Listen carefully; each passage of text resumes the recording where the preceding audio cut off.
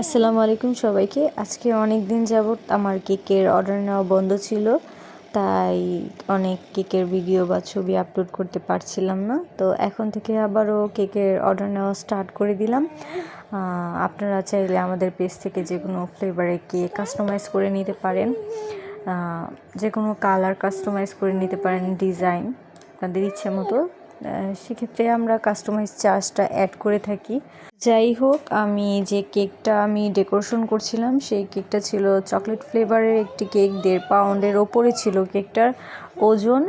আর কেকের ডেকোরেশনটা ছিল এডিবল ফটো ফ্রেম কেক, মানে এডিবল যেটা খাওয়া যায় সেই কেকটা।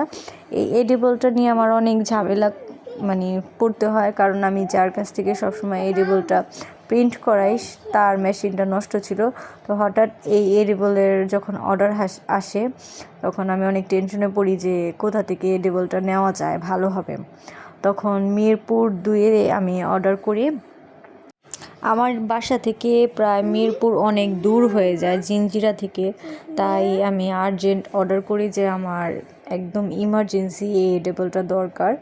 তো ভাইয়ারা একদিনের মধ্যেই ডেলিভারি দিয়ে দেয় আলহামদুলিল্লাহ। এই তো আমার কেকের ফাইনাল লুক।